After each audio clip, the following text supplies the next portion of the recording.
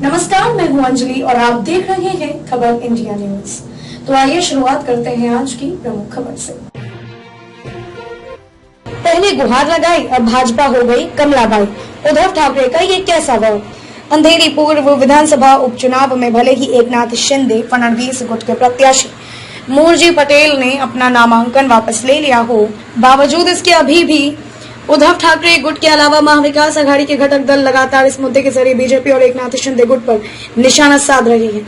अंधेरी उपचुनाव में बीजेपी के पीछे हटने पर उद्धव ठाकरे के अखबार सामना में जमकर निशाना साधा गया। ठाकरे गुट ने बीजेपी को कमलाबाई बताते हुए कहा कि उपचुनाव में अपनी हार को देखते हुए और शर्मिंदगी से बचने के लिए कमलाबाई अंधेरी से भाग गई है।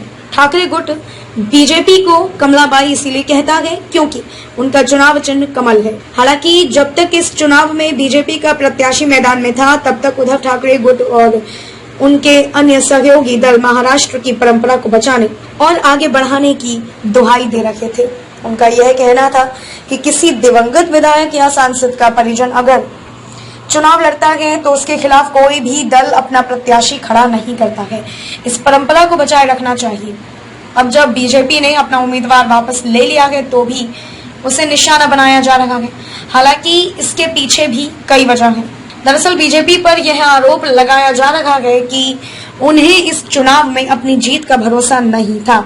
लगातार सहानुभूति की लहर ऋतुजा लटके के समर्थन में जाती हुई दिखाई पड़ रही थी। वहीं उनके उम्मीदवार मूलजी पटेल के नामांकन पत्र में भी कई खामियां बताई जा रही थी। साथ ही लोगों का जन समर्थन भी वहां बीजेपी या शिंदे गुट के साथ नजर नहीं आ रहा था। इसके अलावा सबसे बड़ी बात यह थी कि अगर बीजेपी इस चुनाव में हार जाती तो उसे सबसे ज्यादा नुकसान आने वाले बीएमसी चुनाव में होता। बीजेपी का इस समय सबसे बड़ा टारगेट है उद्धव ठाकरे गुट को बीएमसी की सत्ता से बेदखल करना। राजनीतिक जानकारों का मानना है कि इसी नफा नुकसान के आकलन के बाद बीजेपी ने अपने उम्मीदवार को इस अंधेरी उपचुनाव के मैदान से बाहर निकाला है।